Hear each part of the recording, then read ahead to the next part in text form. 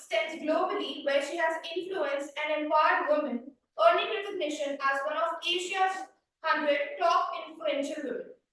She has been honored with a national award for a substantial contribution to women empowerment and holds the prestigious international title of the most inspiring woman on earth. Her achievements have also included being acknowledged as a top influential HR leader in Tamil Nadu, with various positions and awards highlighting her significant contribution to a social cause.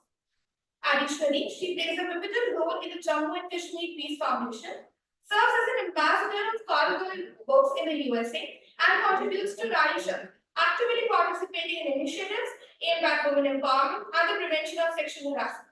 We welcome you, ma'am. We have the professor to kindly present the bouquet to ma'am.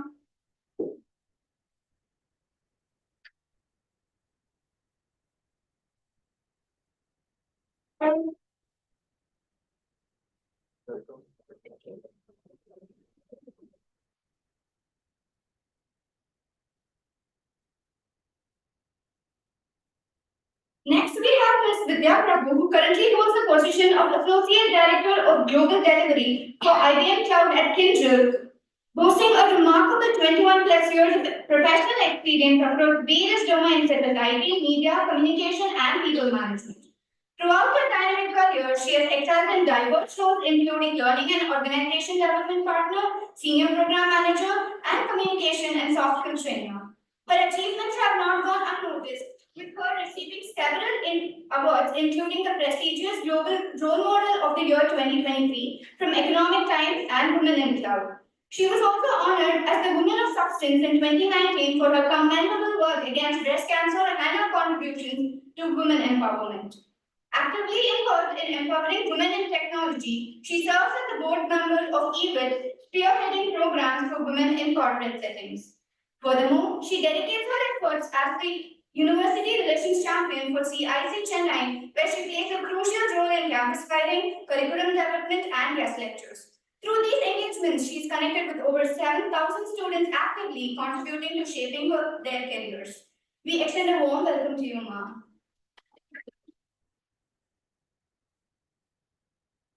We have Mr. David Netto. He is a senior talent acquisition business partner at ADP, with an illustrious career spanning 9.5 years in the human resource domain. A self-driven professional, he has showcased his expertise across diverse industries, excelling particularly in the management of human resource technology. His role entails overseeing bulk hiring, campus placements, and the end-to-end process of the sourcing and identifying top-tier talent to fulfill business objectives with a comprehensive background in both product companies and startups. His hiring prowess extends across various domains, including augmented reality, virtual reality, machine learning, artificial intelligence, non-IT, IT technical, and niche role leadership hiring. His wealth of experience reflects a commitment to delivering quality hires and contributing significantly to organizational success. We welcome you, sir. We now request Mr. Raju to present showcase to David sir and Vidya ma'am.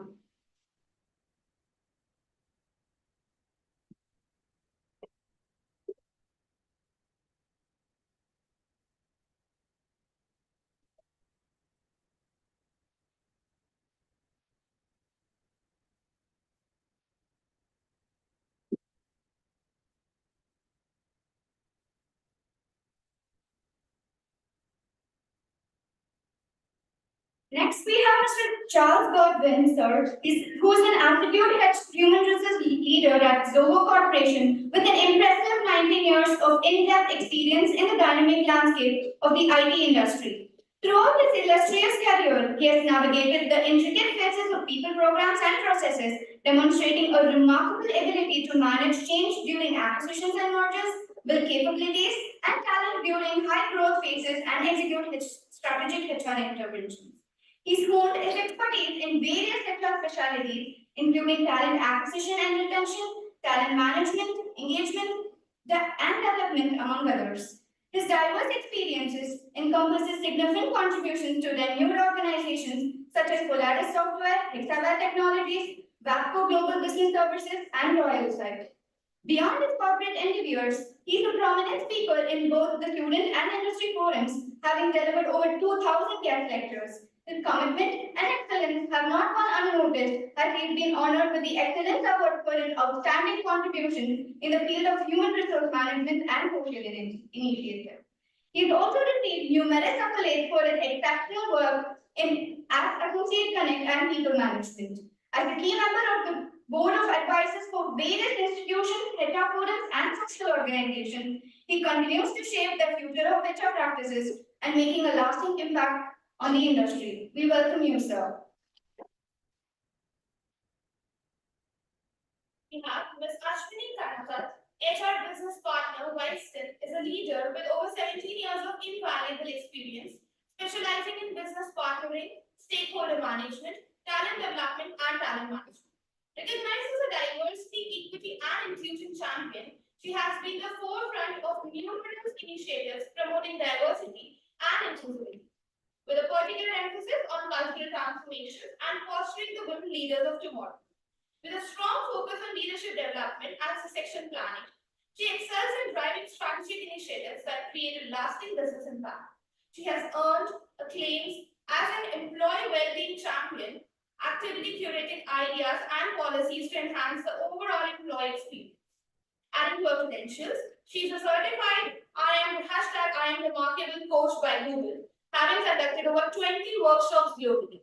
Additionally, her expertise is fortified by AON Hewitt certifications in HR business partnering and HR analytics. We welcome you, ma'am. Please felicitate sir and ma'am.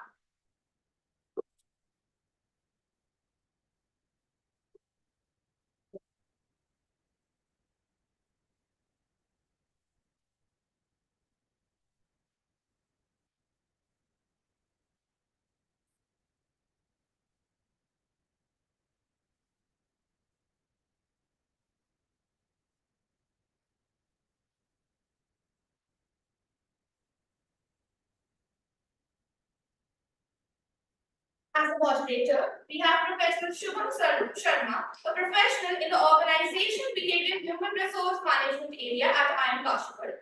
He received his PhD from the Department of Management Studies at Indian Institute of Technology, Turkey. Prior to his joining IIM Kashipur, he worked as an assistant professor at the Narsi Monti Institute of Management Studies, Mumbai, in the OBHR area. His research interests include organizational unlearning, managing organization change, and transformational leadership.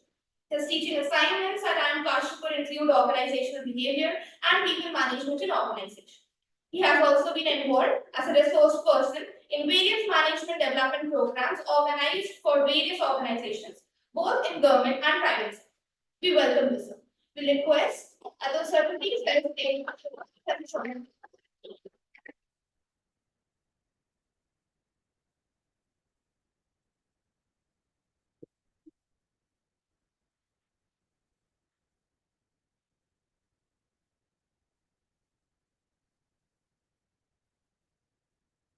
distinguished guests bring a wealth of experience, knowledge, and a passion for driving positive change in the world of HR.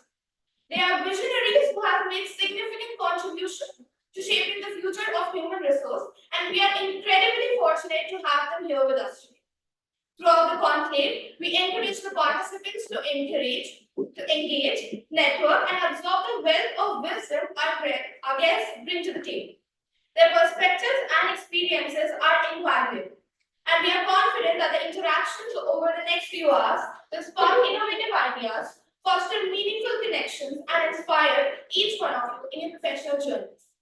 So, without further ado, let us join hands in extending a heartfelt welcome to our esteemed guests.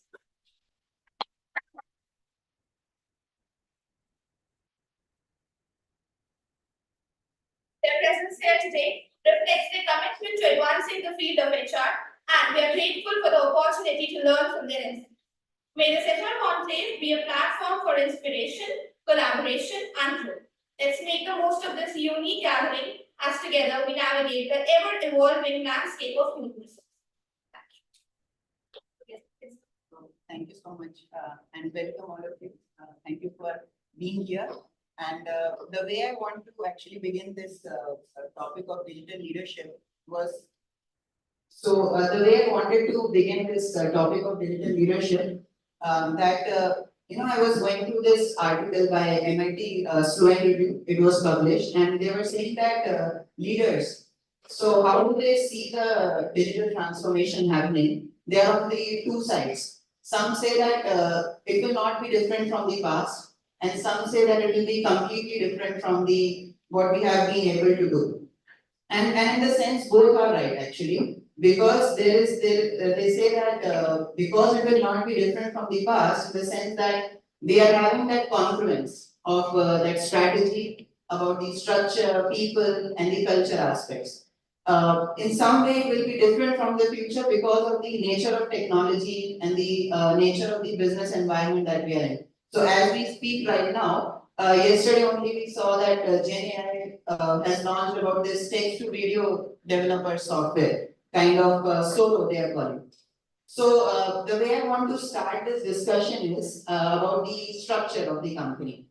How do you as a leader in an HR see that the role of HR being in a cross-functional kind of a thing, whereby all the functions like IT, operations, and finance, all of them can come together and HR serves like a digital partner for them or kind of a strategy partner. How do you see that role of HR in digital leadership? We can start with that. Thank you. And first of all, thanks for the opportunity to talk to the brightest minds. And it's not easy to take time to come in the morning and wait to see what these guests are going to talk to us, what's going to be the takeaway. Thank you so much for that. And on digital leadership, from an HR context, if you look at it, I don't think organizations can any longer compartmentalize and work saying that I'm part of HR, I'm part of IT. No longer we belong to a particular department. We have to look at it. If you want to be a future leader, if you want to retain your role in the organization, it's important for you to look at it holistically. What value can the organization bring to its customer base or to the corporate world overall, and what is it they are doing, okay, the value that they bring to the team. So from that context, even if you look at my own organization, so the way we operate is we conduct hackathons every month, okay, and our projects pan out from there. So in the hackathon, they support organizations together. So there are hackathons. So it's not like an annual hackathon that we do at a large scale. We do it regularly because hackathon is no more an annual event, no more an half-yearly event. It's become a day-to-day requirement. So from that context, we do hackathon for support organizations so that the employee experience, okay, or the customer experience, the stakeholder experience that we're trying to bring in, we need to address all of those through these cross-functional collaboration, because an HR will bring in the human aspect of it, the HR will bring in the experience aspect of it from that context, but what kind of a knowledge or a value that you can bring in from the IT or security, there are so many other aspects that we need to look at as well. So I think cross-cultural collaboration is very, very important.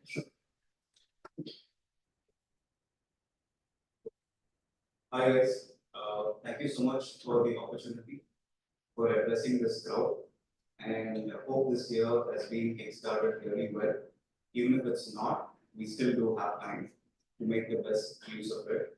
And talking about digital transformation and how the leaders are able to adapt to it. If you see before, like ages, it was all like it's pen and paper, right? But and only few people can access the same, not many. But today we do have SharePoints, we have open books, Google, especially we use in our daily basis, right? And it's easy accessible to everybody, and it saves a lot of time. It's accessible to anywhere and everywhere. It's on the go. And as this transformation is changing, it is only creating a lot of hype and enthusiasm. For example, especially the gadgets, right?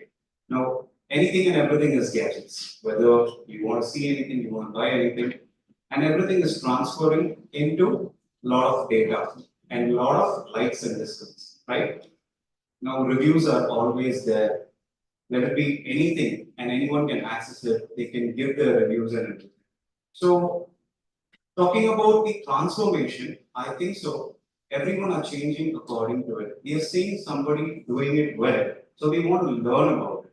And generally, in my company, in my organization, we do have these breakout sessions where we bring in these panelists to at least address the crowd and tell them what is all about digital transformation and where are we heading to. Now, with the age of AI, which is coming up in a large extent, we want everybody to know about it, about its usage. Now, everybody are using ChatGPT, right? So it is easy to access within minutes. You can type anything you want, you can know about it. But somebody who doesn't understand needs a human touch. For example, if you want to write a proposal or an appraisal letter, what if somebody doesn't know so much about it? What's the content? Because the usage of words is totally different. Some may be having a basic understanding. But what I could say, though digital transformation is taking a big leap, we always need a human touch to it to make them easy, accessible, understandable, and efficient in a manner actually, where everyone can access the same. So I think so. It is a great initiative about digital transformation, but I think so. It should spread the word to all actually. So that's my take. The usage of ChatGPT, so students are using, but it is creating a headache for professors because assignments are getting copied and all those things. So we have to ask that what prompts did you use? What things did you use to come up with those? See, it's like internet, right? You can use it for the good and Yeah, the bad. absolutely. So there's an extent of using any types of information as long as it's useful, beneficial to anybody. So maybe you can leverage on that. Absolutely. Okay, thank you, sir. Ma'am, please. Good morning to everyone. I think all of you are in a very prestigious institute. Right? The moment we heard that we were going to step into IIM, maybe 17 years ago when I graduated from college, never had an opportunity to be part of such prestigious institution. Really proud that we invited as a speaker and I'm being here. So that tells about the career journey that I've crossed. So thank you so much for that. Interesting topic, right? I think we're going to speak about digitization, maybe pre-COVID, I have to say, right? That's how it's been termed now. Pre-pandemic, post-pandemic. Post-pandemic, everything is digital, and then we knew how much digital is important.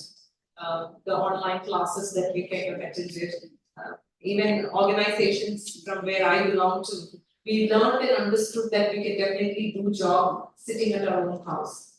So our house became digitized. We never thought that we can do a home office. So it has become, digitization has become an important entity in everybody's lives, personally and professionally. Nobody had cash in their wallets. We all installed Google Pay, Phone Pay, even the chai wala or the Golgappa wala had a Paytm thing. So digitization has even touched the class of people in every form of life, right? So with that coming into the world, we being in a corporate environment, into roles which are so-called management, if we do not digitize ourselves, then that doesn't, actually proves equal to the same. So from a HR standpoint, agile in an organization, right? It does not only apply to the management or the IT professional. HR also needs to be agile. And how can we be competent enough, understand the business language? Because we're going to have a discussion with your senior leaders. If you don't speak the agile language, if you don't prove that HR is also agile, then you're not able to kind of have that conversations with them. I think in the discussions to follow, we will speak more about how can we be agile, how can we be helping business to become digitized. Because if you don't get into the world, then you're going to stand behind in competition.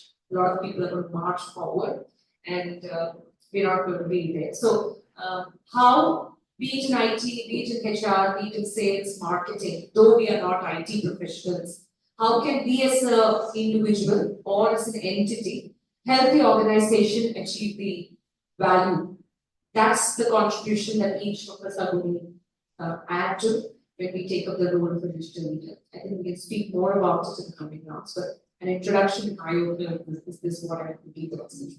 Sure, thank you, ma'am. Thank you so much.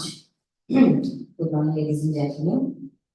You might find a slight shiver in my voice thanks to the Kashipur climate. 50% is the climate, 50% is sitting in front of IIM students. Trust me, it's not easy. Let me tell you that I'm not from the HR background. I am not a science and technology student, and I'm in IT. I am not a technical person, and I'm leading IIM Cloud Technology. I am not related.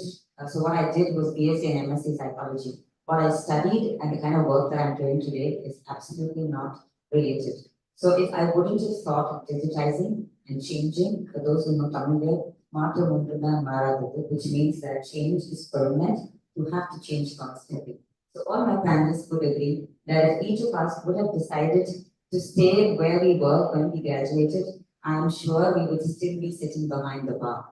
Today, we've been able to raise the bar of the organization, we've been able to raise the bar of the institution that we work for, or the industry that we've been associated with. The entire credit goes to the change which is called digitization. And I was constantly staring at Amol, it was not that I was hungry. I was just thinking that this brand, which is called the Taste of India, was known for what? What is it known for? Butter, dairy products. So imagine if Amul would have thought that let me just stick to dairy and my business will keep running. Would they still survive? I don't think so. Nothing survives the way it starts. So for you also, what you're going to do today is probably not going to be valid in 2 years. It's not valid for any of us, the same kind of work that we do in 2 years. So when Amul graduated from being a dairy product to bringing about orange juice, which is nowhere linked to a dairy product, I think they adopted digitization. Recently, I had the fortunate experience of going to the world of Coca-Cola in Atlanta. I was able to visit that particular, it's like a visit museum. It's called the Coca-Cola Museum. And it shows or showcases the entire history of how Coca-Cola developed in 100 plus years and how they had this particular unique taste. All of us love Coca-Cola. Bad guys, it's bad for health, okay? That's good for the taste. So, irrespective of what you like, whether you like health, whether you like taste, the choice is yours. But they decided to stay in the market because they enhanced their flavors. They brought in science and technology to adopt 100 plus flavors that can be reached across the 120 countries on the planet. If Coca-Cola would have thought that America is my target, and I will look at the taste for America, and I'm just going to cater to that population. Today, on the way to Kashipur, I would not have seen a Coca-Cola sandwich. So that is the credit that goes to digitization and the credit that goes to change that digitization is brought. And I saw that live in that Coca-Cola vault. And with all due credit to Amul, I think we are no less behind as a country, as people who are setting trends in market. But all of that credit, I will not say goes to that word digitization. I think it goes to the word change. So as long as all of us are ready to change, not just as human resources, but as human, I think the resource part of it will fall. Right? With that, I give. Thank you. Thank you. Thank you so much. So nice to be here in your campus. So blessed and receiving a message from my wife. Be grateful. You are in the and that should know, as Ashwini said, now that's the most moment which we are experiencing this morning. Having been a last year student throughout, I didn't know where I'm going to head towards. My dad wanted to see me as a chartered accountant. For me, education itself was a challenge of time. And I told my dad, no, please take me. I don't want to waste your money because you are spending so much, in spite of all of the challenges you have. And having born and brought up in a big family and fourth kid, I told my dad, no. I saw 3 different posters in my Netto and Coimbatore, South India. The first poster which I have noticed, learn Java, learn .NET, learn testing, earn 3,500 rupees per month. I said to myself, this is not going to work out. The second poster I saw, those are master 12,000 rupees per month. Baroda master 18,000 rupees per month. That day I decided I wanted to become a chef. Cut the story short. In our Indian traditional culture, family, relative siblings, uncle, aunt, and so on, one question pops up every year. When I was doing my 10th, my nearby neighbor auntie asked me, what's next? I didn't find an answer one fine day, one of my senior, when I was doing my final year, because that was not my choice. I had decided, of course, 2.5 years went by, my senior asked this question, what is next? And that day I realized, it's not about next, it's about my. And touch with my dear friends, it's been 20 years. I was very particular, this much strength. This is something which connects my strength. I'm sure you will have your specialization stream which you will be choosing or which you have already decided to move forward. I got it. Strength and my interest to connect. And that's the magic we can create, and that's the magic we are experiencing so far in our journey. So that's how I landed up in HR.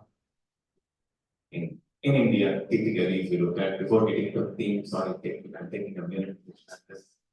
In India, typically, in South India, typically, in Tamil Nadu, typically, on a Friday evening, my son is 9.5 years old. Till Thursday night, Thursday evening, his face will be sad because every day getting up early, going to school, carrying a huge bag and coming, in spite of the digitization we are talking about, yeah, okay. I don't know how when our education system will change. On Thursday evening, late evening, when I have my dinner with my son, he'll be like with full charm, happy because weekend is nearing. Right? Friday happy, Friday evening super happy, Saturday super happy, Saturday night super happy, Monday morning, late morning, we all get up to have a brunch by 11:30 before getting over with the lunch. We start thinking about Monday morning. Yes, no? Yeah.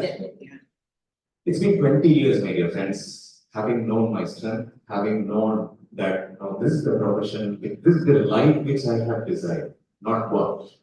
Right? This is the industry which I have decided. This is the profession which I have chosen. My Monday mornings were so happy till this moment. My humble request would be if you are choosing an industry, if you are choosing a career, if you are choosing a stream, be very specific about what you want. But one simple homework I did, having been a last student, having so many ideas during my college, school days, and so on.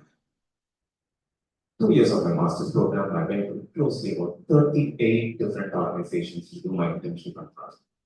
That was not mandate.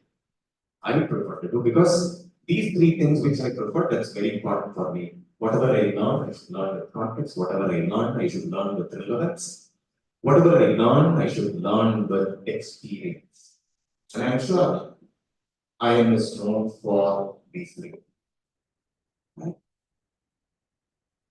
I started my journey in IT. Almost 15 years went by. I went to Zoho as the business leader. I don't mind sharing this.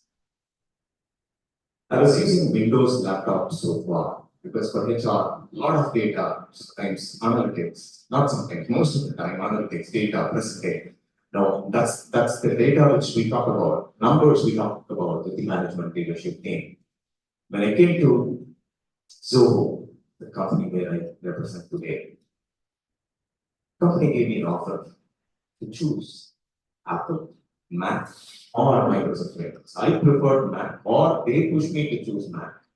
My dear friends, the 10 minutes of job which I do with my Windows machine, that Mac spoiled me about a week or 2 weeks just to complete that 10 minutes. My dear friends, the first important lesson which I have learned in digitization, even now, adaptability. It's very important, adaptability in terms of whatever we use and so on. Coming back to the organization, 27 years back, Dr. Shishita Bendu, from Tamil Nadu, went to different parts of the world, did his non-engineering. He went to different parts of the world when he was having dinner on a late evening.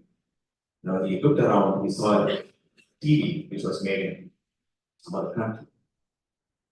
Laptop made in some other country. Watch made in some other country. Mobile made in some other country. Shirt made in some other country. And finally, he took a nail cutter to cut his nails. He found made in China. But that gentleman decided to come back and have an organization. And this is the tagline which he decided at that time, 27, 30 years back. I should create a product like Amul. The tagline should be made in India, made for the world. One of the startups in Tamil Nadu or South India or India started up with the humble beginning. Today, a startup without finance support, zero finance, today has reached 1 billion. There are about 100 million users using this product Zoho worldwide. There are about 50,000 people working across the organization. I'll conclude with this, how digitization is very, very important for me personally, for us, for the community, for the country, for the world. If you look at Zoho, our product is used by Mercedes-Benz. Our product is used by a petty shop guy who is running a small shop where they can manage their finance. Stocks with a product called Zoho Books. Right? That's the digitization we are talking about. Today, even a person who is selling can report it, asking for cheating. Right? And that's the world we live in. The last part, which I will like to refer to the question. What is the role of digital transformation leaders? Right? We heard about the speakers, profile, very interesting. As part of the digitization, so many rooted culture is still building. People are taking a lot of efforts to ensure that because of digitization, it is not getting affected. Beautiful to see diversity here in this campus. From different states, different walks of life, different culture, and so on. Look at the diversity here. Look at the diversity in terms of the role we perform. Look at the additional responsibilities which organization, I don't know whether it is required, but still taking the effort to ensure that taking championship to bring in women in IT, bringing transgenders in IT, and so on. In our organization, this is the USP. Every organization will have 10 different list of roles. You get into the organization as an assistant manager, soon after you're IIM, right? You become a manager, you become a senior manager, you become a deputy director, senior director, and so on. The first principle which we had in our organization as part of the digital transformation, we said no hierarchy. And we lived like 27 years, we don't have the fancy titles, designations, and so on. What you do, that's the role. As simple as that. The other beauty, for example, if you're good in computer science, software engineering, programming, Friday evening you are desperate to do something which you are passionate about. We identify, HR leaders, business leaders work together, identify what is the hidden talent, what is that particular gentleman run towards on a Saturday morning to do something for his own, for his people, for the community, or whatever we call it as, and try to build a role for each and every individual who lives in the organization. I don't know whether you will believe 15,000 employees, we define roles wherever they are needed. I'm a software engineer. If my passion is towards, it's not formal towards design, I can customize my role as software engineer come UI UX design. 70% engineering, 30% program is UI UX. Or if I'm good in sales and marketing, I want to travel across the world. And that's, we are not defining those three roles. Last one thing to conclude.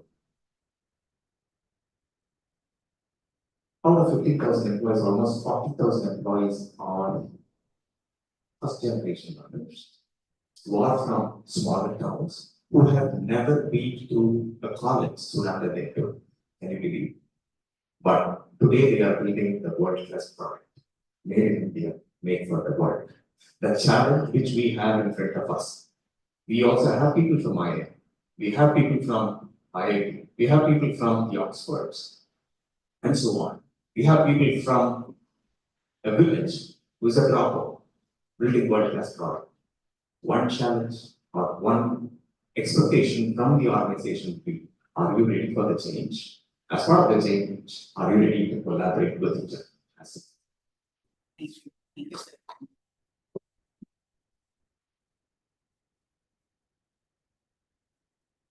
So, the discussion that actually came about was around the people aspect also, right? We have to be adaptable, we have to be agile, in terms of not just the structure, but the people whom we are hiring. So as the students, like what kind of skills do you see in ourselves when we go into the organizations as aspiring digital leaders? Because there is a terminology that companies are now shifting towards that we hire for attitudes and not for skills.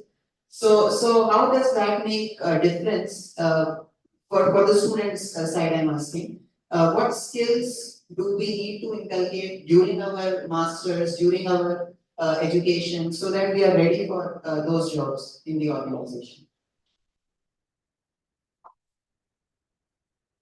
So, when we talk about skills, though, I mean, many organizations talk about behavioral aspects of it. I think both technical, functional, and behavioral take coming back in importance. Yeah, behavioral takes on a higher weightage because without that, having the other two is not going to help at all. So, in terms of the skills requirement for digital leadership now, what I see is change leadership.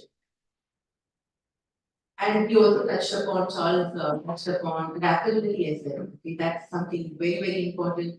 Change leadership is more of how do you motivate, inspire people to do what they are supposed to do.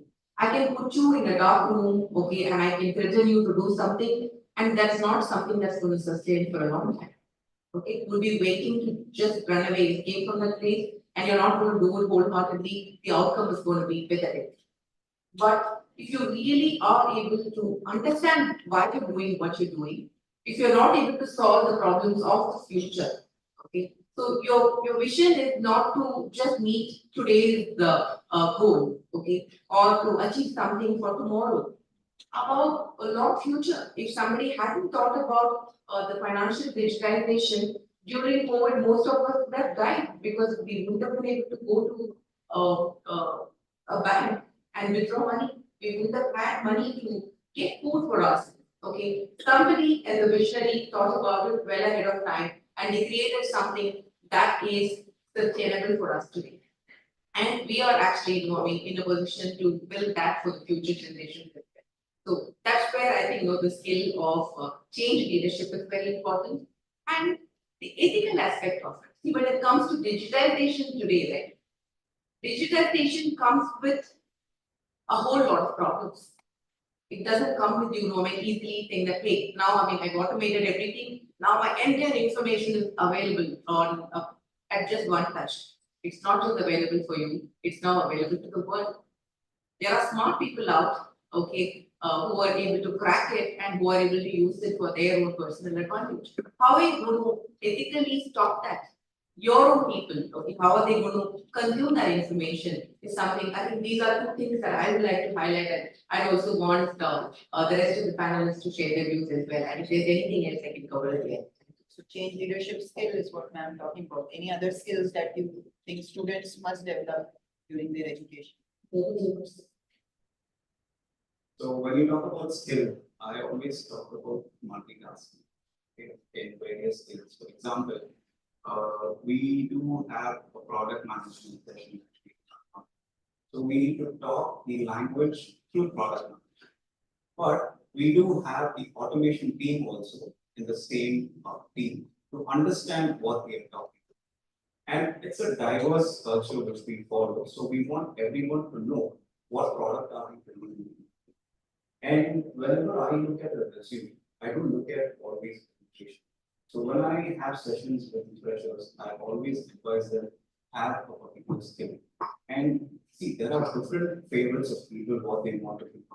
But adding a skill in your candidature always will promote and it's always good.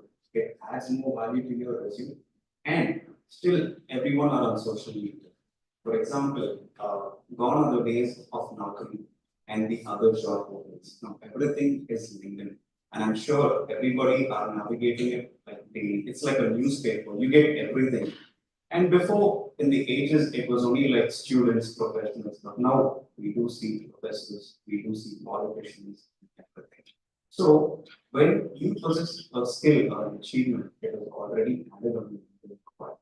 And today, recruiters throng LinkedIn profiles by seeing your achievements, your certifications. So the more you add skill, the more you value like comes up. And today, recruiters maximum see for the skills of each and every candidate. It's not only about education. Though that is the base and the structure, but the overcome is learning a new skill. And once you start learning a new skill, it's always going to be inherent. And I don't compromise on learning as a stop. Even today, when we use pen and paper, today it's digital transformation. Even the HRs have to be equipped. What are the trends and technologies all over the world actually? And what are the technologies of different companies? What's the product? What is the service? And technology is branched so much that we end up multitasking and touching base on each and every point. For example, like when we talk about payroll, ADP is all about payroll. But I ventured into a company which was with augmented reality and virtual reality. And I was having that gift to enter into that hiring where I was keen on only IT hiring. Then I branched out. I said, okay, let me learn the skill and how to map that talent towards this technology. And I think so, it was a great opportunity to learn because if you settle yourself with one, you will never tend to grow. And I like this word called success actually. Why? Because I like the second half. It is you. Everything starts with you. If you don't branch out, that means something is missing. That's my take on it. Yeah. Multitasking is what we Okay, so when I speak about skill, I was not a bookish person in college. And I still stand by it because what we feel is so many syllabus, so much you write, so many things that you study. How much of it actually practically taken up in your profession? Right? First day you get into going to have a conversation with your be it a talent acquisition person or a HR business partner or a compensation expert. I think I hardly refer to my MBA books, right? Going back and saying, okay, what did I study? Chapter 1, okay, what is organization development? Quantitative analysis, I didn't know what I studied. But you know what? There will be somewhere something that you will be using all this.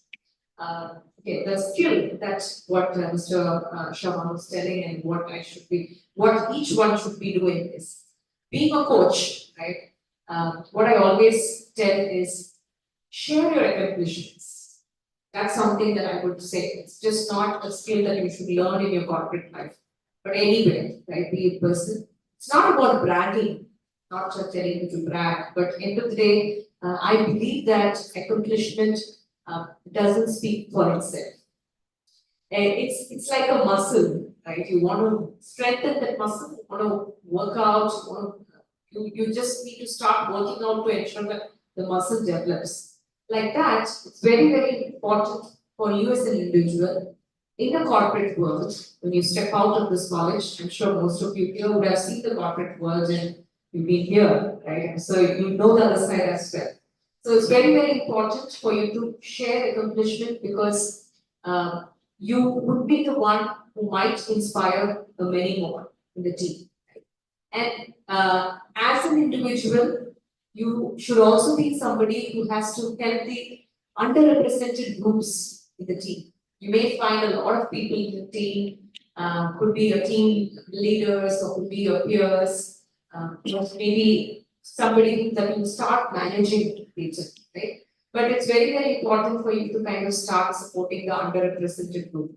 I'm talking little subjective here because there are a lot of technical people who will say about the skills. But for me personally, as an individual, for you to be successful, just not in your corporate life, but also personally, is to be that person who's able to stand up and talk about your accomplishment. Tell hey, this is what it is. Right? Speak on areas that you think are very confident of, so that you become a role model for others. That can help you go a long way and stay grounded. That's also very important. Be humble. Thank you. Thank you, everyone. I don't know if all my, that's why I do not discuss when we shop. They stole all my confidence. Joking, not at all. They are heroes and sheroes in their own job.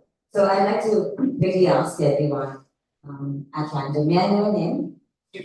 Kiran? Hi, Kiran. Hi, may I know your name? Karthik. Hi, Karthik. A lady in the class. Anybody? Yes, next to Karthik. Pragya. Okay. So Kiran, Karthik, and Pragya. They're all in the same classroom?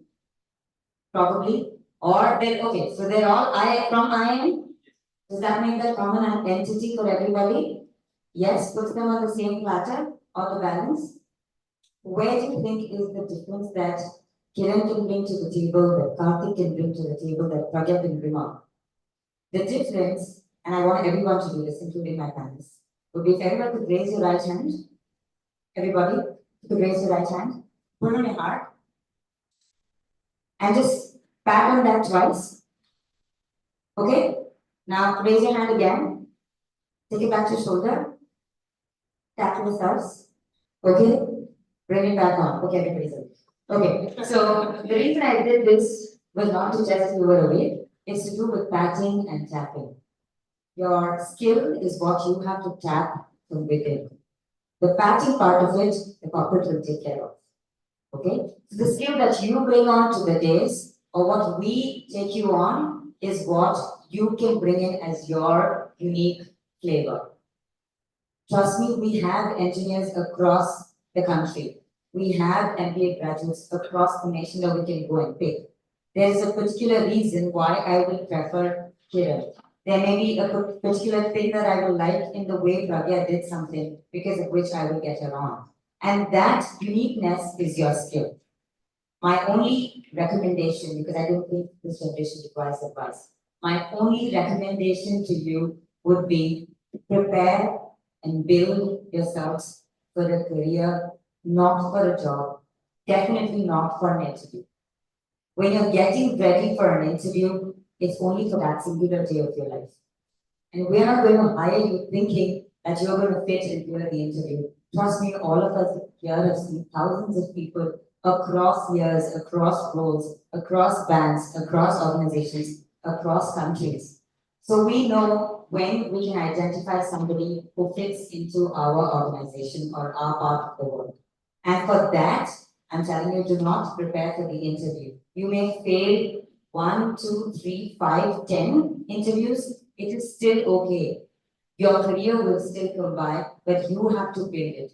So when you go through all your campus rounds and you think, how on earth that guy got it and I did not get it, trust me, that guy just fits into that organization. You will fit in elsewhere. Or you're probably made to build your own organization. So if you're going to become your own entrepreneur, that skill is only for you to do. So do not prepare ever for interviews. That's not skill. Skill is something that will always come from within you. That's why the I in the skill. And like I said, all of us will continue to support you once you join an organization or you have your own startup, nothing like it. But my only recommendation to you would be unique. बच्चों लोग आप जैसे हो लोग आपको ले लेंगे लेकिन अगर आप अपने आप को बदल दोगे कितनी बार बदलोगे so stick to yourself and just remain the way you are. The world will keep changing, you will keep adapting, people will keep pushing you, so don't worry about that aspect. Skill is like water, it is liquid, it will change. Okay?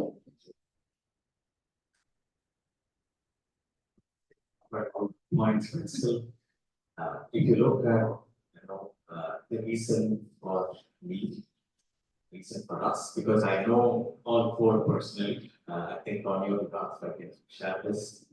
Today we five are here for one single reason, my dear friends.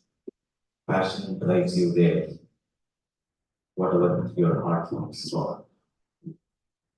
It's very, very important. Whatever you do, even if you want to run a chai shop, we can compete with Starbucks. Right? We have an outlet in Tamil Nadu, Chai Kings. Mind blowing, my friends. The revenue he generates, wow. Giving a tough to Cafe Coffee Day, giving a tough to Starbucks. Passion is something we can't take out from any person. Number one. You would have heard this word, passion, almost for so many years. We are living with that passion. That's the reason we have left our family, taken a flight yesterday afternoon, almost 48 hours. Now we are out of everything and we are spending just this 90 minutes to be with you. Number two, you're passionate there. Definitely you will give the best, collaborate with people, work together, bring some magic within your role, capability, organization, and so on. Very important to sustain, move forward, and learn continuously. Networking is very, very important. I'm sure IIM students will definitely be part of the networking game. Again, networking should come from within. Passion should come from within. Networking should come from within without expecting anything from the other side. I'll give a classic example. Almost for 15 years, 20 years in this journey, almost 15 plus years, I travel madly. Almost 90% of my Saturdays are for travel. And today, almost last 10 years, if you look at 50% of my weekly is travel. I travel madly. As part of my travel, with selfish reason, just because I received an invite from IIM, I don't travel. I asked Ashwin here. Yeah, I asked Ashwin who are the other speakers. He said, yes, we are getting ready. I asked the question to Ashwin, do you need any people whom I can refer? And I know all. Just because I know them, I'm not here just to spend time, go to Sarojini Market, do some shopping, and on the way go to Taj Mahal, have a photo, and take the photo back home. Oh my God, right from the time we onboarded in the airport Chennai till this moment, it was fun. It was loads of learning from it. Be open. Learning is something, that's the reason I said 40% of our employees are from different backgrounds. They don't know how the college will be, but they are building world-class product. At 12th, paid the guy today, he has changed, I think, 40 to 50 times. Passport, he traveled to almost every country in the map. We are not here to compete, we are here to collaborate. Finally, my dear friends, as part of this journey 15 years, for me, money is nothing. That's the best learning which I have learned from my roots. I'm sure you will have your own roots. From my family, from my dad, one simple expectation he had, never get into the money business. Money will come to you. Having thought that I should become a dosa master, I never thought I can be, I will not say success. I will say I'm able to excel so far because of one reason. Money is not my priority. Money will follow. As Vidya said, no organization will take care. Maybe if not today, tomorrow or day after. As part of this journey, as part of networking, as I said, out of my curiosity to learn, you remember experiential learning, which I refer. With this selfish experiential learning experience today, after this event, next week, whatever discussion I have with my CEO and the managing directors of my organization, I take inputs from Vidya, whatever we have notes, I will talk in the board of them. It's copyright, by the way. Yes, yes, but whatever is sensitive, yes, but whatever is sensitive, whatever is not to be shared, because 20 years of experience, 15 years of experience. So we know what to share and what not to share. Because of my relationship, Vidya has shared, Ashwini has shared that. Anitha has shared it, David has shared, right? We can talk about industry perspective, right? They are dealing with people, they have problem. I asked what is the USP of handling people today? What is the USP of handling young talents today in the organization. No, I'll be able to have a benchmark of about 5 organizations, 10 organizations. And finally, my dear friends, listen, I'm not going to vomit there. Listen to me very carefully. Out of this 10, what will work out for me in my organization? I will have my own name here to bring a difference. I would like to see this. No, as I travel, I network with people, hundreds of HR leaders, hundreds of CEOs, thousands of people, leaders across different walks of life. Every Saturday, I'm living with about 10 different people, like a band, right? Blessing. One fine day, the managing director of Zoho company where I represent, I was working in a good organization, good pay, good role, happy. He sends me a message on a Saturday morning. I was in airport, Chennai airport, waiting for a flight to catch for Madurai, and he was waiting for Coimbatore flight. He sends me a message. I still have 6 years back this happened. He sends me a message. Charles, I know you for the last so many years, 8 years plus. I've seen you, I've heard you, you speak, I speak, and that's how we travel with different leaders. And having seen your passion, I'm asking you a question without thinking anything. I said, yes, please, sir. Next question, he sends me, Charles, are you interested to take HR leadership role in the company? Along with that, he has added few notes. These are the add-on where you will be doing. And having known, I am customizing a role for you. Look at this. Right? You ask me what skill, I'm customizing a role for you. Just a WhatsApp message, my dear friends. No Naukri, no LinkedIn, no profile noise. I have my resume, what I prefer to be my master's program. I didn't change anything, nothing. Right? The moral of the story is create your brand, not for social media, not for Instagram, for yourself. Brand, according to me, to define, because I talk about branding so much because I will create my brand actually. The brand evolved by itself. I'll give a classic example and done. Whatever I speak, my family should acknowledge. In Tamil, they say, "Ni yaru enakku theriyum." Yes. Meaning, I can talk anything. My family will say, I know who you are. Shut up. You are HR. I'm going to go. You have it there, not here. It's my territory. If family is acknowledging, that's the beauty, my dear friends. We are on the right track. Second, my society should ask. My community, the place where I live. Of course, somebody will have so many differences of opinion, clashes with neighbors, right? And so on. The brand, it's a what's by itself, and where you are knowingly or unknowingly create. The world should accept the brand you carry. And one lesson what we have learned 15 years back, one of the gentlemen who was heading the branding in my earlier organization, he said, brand is bullshit. Don't fall behind a brand, so-called brand called ABC. I don't want to make any brand, ABC. You are the brand. Where you create difference. Organization is not buying you. You are choosing the organization. You are choosing the leadership team. You are choosing the people with whom you have to work. With whom you have to live. The brand, again I'm saying, brand is not created, the brand evolves by itself. That's the skill which we need to nurture from now, right? Thank you so much.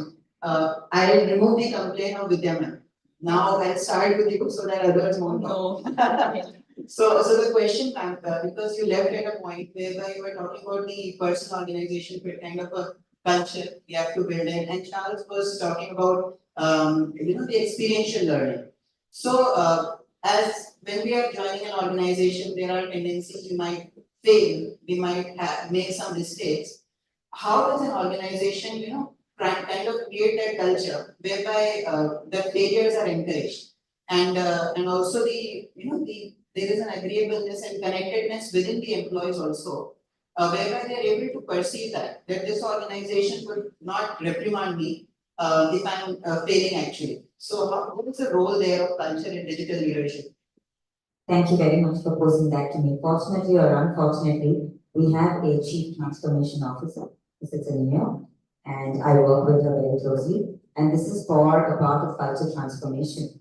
So as a culture transformation ambassador, we have a line that says, fail fast, learn faster. And we publish that to all our employees. We give them enough and more scope to fail. Because if you don't fail, which means you're not learning. Because the more success you see, the more happy you're going to be with where you are. So we highly encourage failure. And by we, I just don't mean Kyndryl. I mean, I'm sure every other organization does that as well. For the simple reason that if everybody is only going to be successful and if everybody is only going to do the right thing, who's going to bring in the change? Who's going to challenge? Who's going to be the one who says, no, this is what you've been doing all these years, let's think of a new idea. So only failure brings all of that. And as a part of digital leadership, and as a part of transformation or moving towards becoming more global, moving towards becoming more uniform or accepting everyone at the same level, all of us believe in the concept of giving opportunities for people to fail, learn, pick themselves up, move, and transform. And today, I don't think we are reprimanding people for wrong things that they do. We guide them enough and more. We give them enough and more opportunities to handhold with someone who is probably a little better off and then move forward. Very simple example that I'd like to quote is, so we are a pure IT organization, right? We are into IT infrastructure, absolutely into the information technology world. However, I have civil engineers working with me. I have mechanical engineers working with me. I have aeronautical engineers in my organization. None of them studied what we need today within the organization. So obviously, I am buying in failure when I hire them. It's not their fault that they are civil engineers. I have come to the conclusion that I'm okay to take somebody who may not know my side of the trade. And if that person fails, it is not for me to question them, but for me to question my own sense of openness. So today, organizations are absolutely open to failure. We are absolutely open to test, trial, run method. Everywhere, whether it is operations, whether it's coming up with a new idea, whether it's client delivery, every day we fail. So I have about 400 plus customers that fall under my leadership under the IIM Cloud Technology. I'll give you a very small example. One of them being I think it's an underground railway system in Canada. You can imagine if a server goes down for say 30 seconds. 30 seconds is really a short time, but 30 seconds of an underground railway line being stranded in another country with millions of people traveling is not a small thing. So that is not failure that I can compromise for, because I'm risking lives there. Similarly, I have servers that support hospitals in America for cardiac surgeons.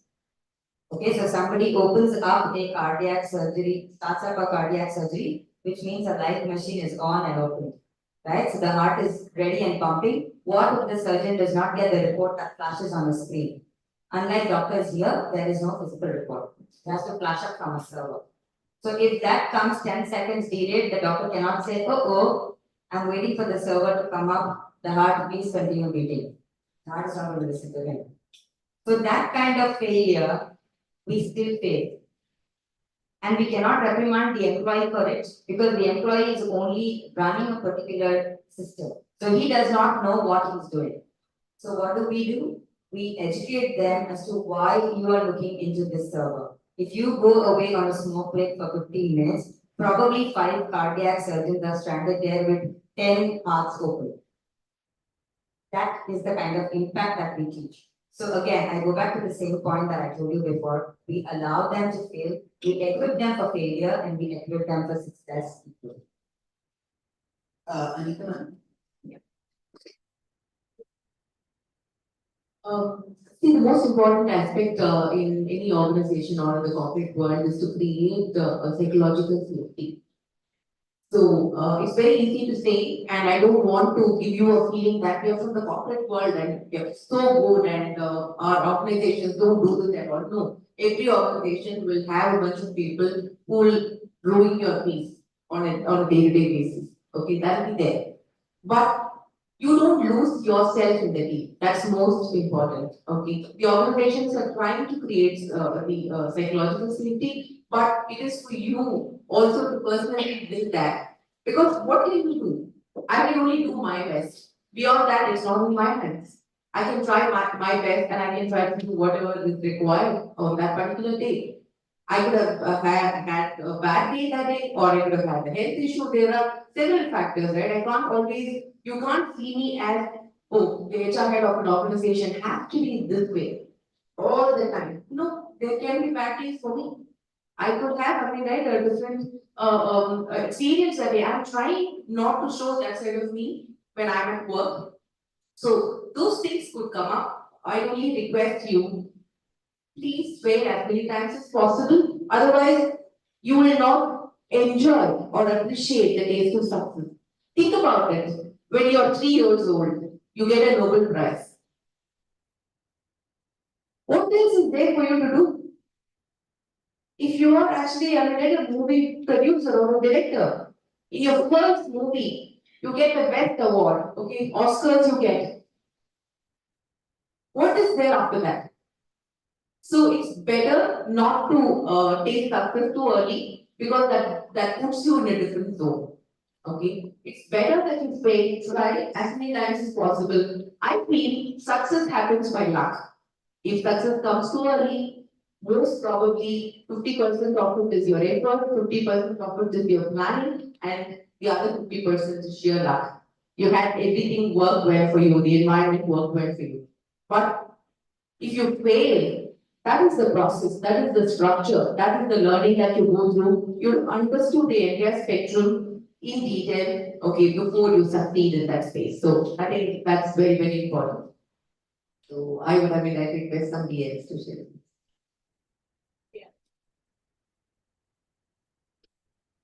So I think going back to our moral science classes, school days, I don't know how many of you had moral science classes. As we had moral science, where we used to have a specific class which used to be.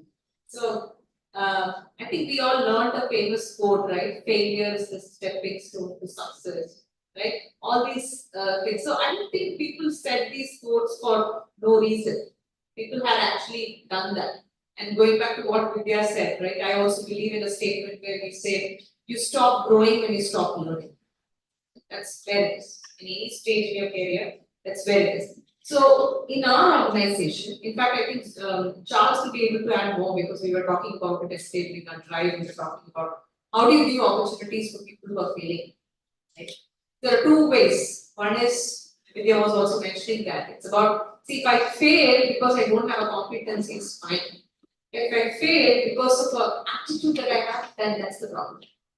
So there's differentiation there.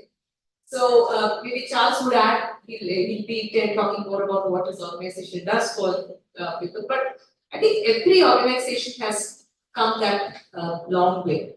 So when we hire somebody, we have something like a campus to corporate programs. Right? It's not that the moment you are plucked from colleges, we immediately push you into the ocean and say start swimming. Doesn't happen.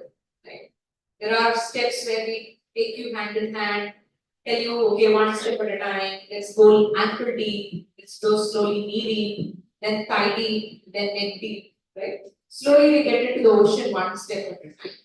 And that one step at a time is basically in different ways. Some organizations say that we take you into an internship, to understand the program, don't take stress at all, right? Learn what the company is doing. Finally, we take you and give you an opportunity to become a full-time employee. So organizations have started beginning those things into consideration because we don't want any individual to fail.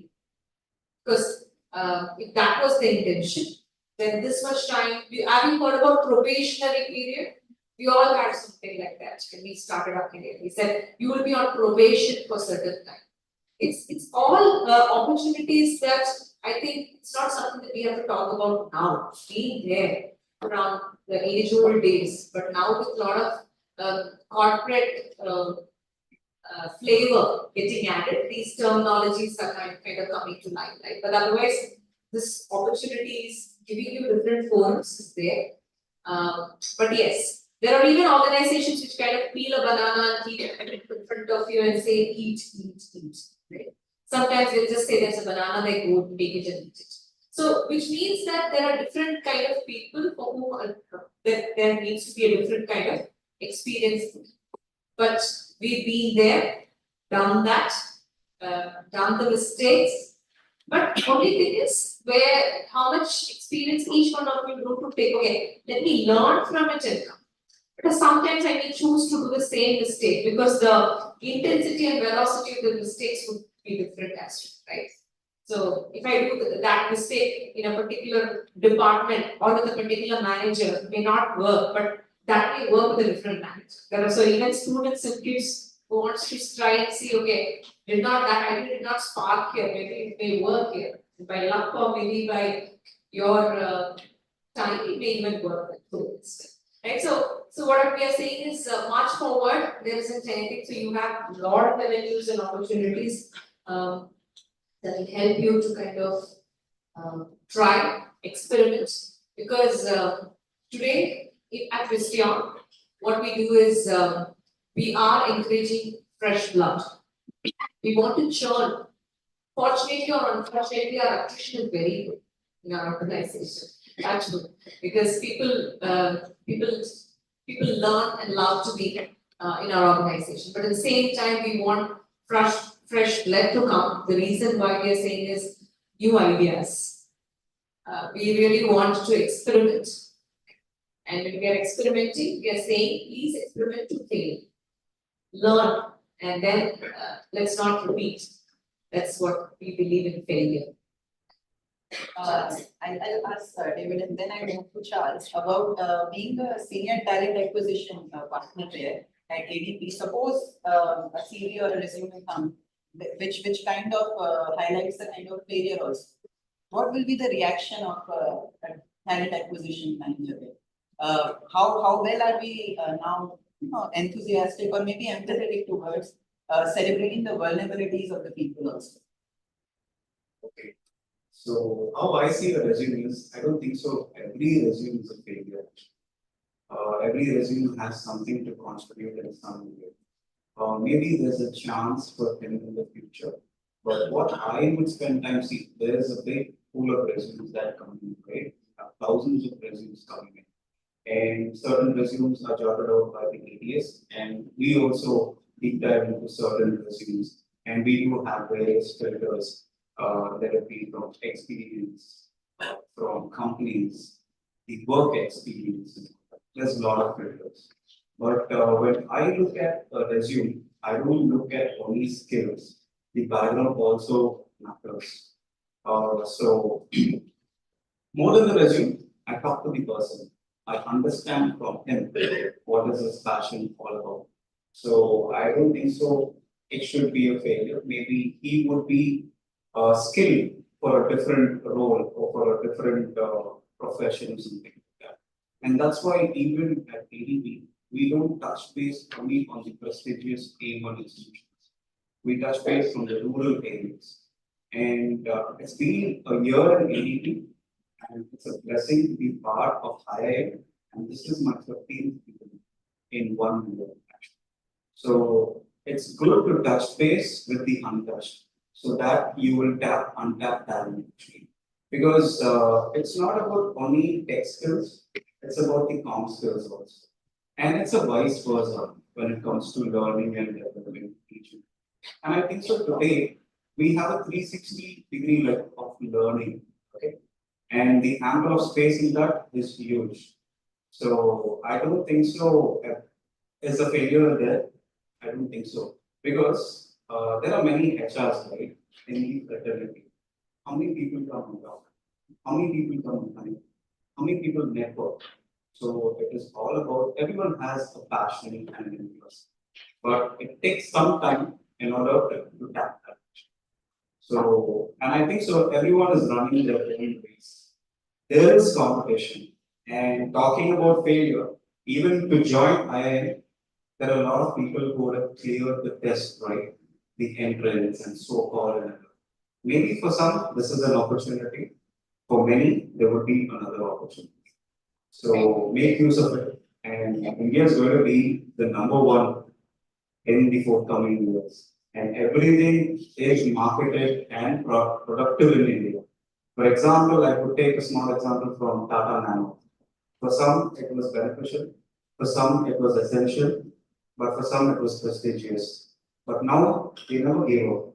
They are still coming up with a new version of Nano, which the youngsters will use it. Maybe in a CNG form or an EV form. So I don't think so. Failure is a part of parcel of life. So if I thought failure was a barrier, I won't come into IIM. So it all depends on you and the zeal what you have. The people over here, they are competitive in their own terms and forms. So it all depends on them, how they take it forward. And backed up with good guidance, career guidance, and also experience matters. On the whole, it all depends on you. Thank you. Thank you. Charles, I'd like to add something before Charles could talk about it. See, to your question of adding challenges, okay, to your resume. If those companies are not willing to take with your vulnerabilities, if they don't like the authentic you, it's better that they don't choose. Okay, you should be happy that those companies did choose, because I don't think two recruiters will look at a resume in the same way. You send the same resume for the same job profile to 10 different companies, 5 may reject you, 5 may select you. Okay, it's nothing to do with you or your profile, it's to do with their own requirement and who are you going to work with, who are the kind of customers that you're going to serve. Pretty much whatever Vidya covered earlier, right? In terms of what they want, it's nothing to do with you. So I think in your interviews, don't go and try to fit yourself into what they want. You really tell them what you want. What is the experience? What is the learning? What is the kind of learning and a career that you want? Build yourself for that. Be authentic. Be brutally, honest about what you like to do, what you don't like to do. And if the organization chooses you, you're going to have a beautiful life from 9 to 6 or whatever, time period you're going to be at work. Otherwise, until you get the offer, super exactly, you can say, you can tell all your friends that I've cracked this particular interview and I have a 40 lakh offer or 30 lakh offer. But every single day you're going to feel miserable to get into that office and spend time there, because you have presented a Superman, an Iron Man, and a Spider-Man, or a Superwoman. But that's not you. You're something else. I think you should just go and tell yourself for that, irrespective of what others are looking for. Let somebody choose me for what I am and the skills that I can bring to the table than really for me to fit into something that I'm not. Media. You ask me, having born and brought up in a big family that's fine, always a competition. One of the best and worst word which I use or hate, never ever compete with each other. Right? Never compete with another IIM. Never compete with your own batches. That's the lesson which I have learned. Till my 9th standard, I didn't know why I went to school. I didn't study for my parents, I didn't study for myself. I studied for one faculty, Dr. Stephen, who trusted me. I failed in 9th, stayed there in 9th, because having been in a law school student, it was like, okay, cool, happy. So what? Right? Not a big deal. And after 3 to 4 weeks of time, she had a big fight with the entire faculty members, because in India, I don't know how now, in South, in Tamil Nadu, if you look at every institution, will have a banner, 100% pass. Right? Only then they will have admissions. For that one single reason, silly reason, they failed me in 9th. I cleared in 10th.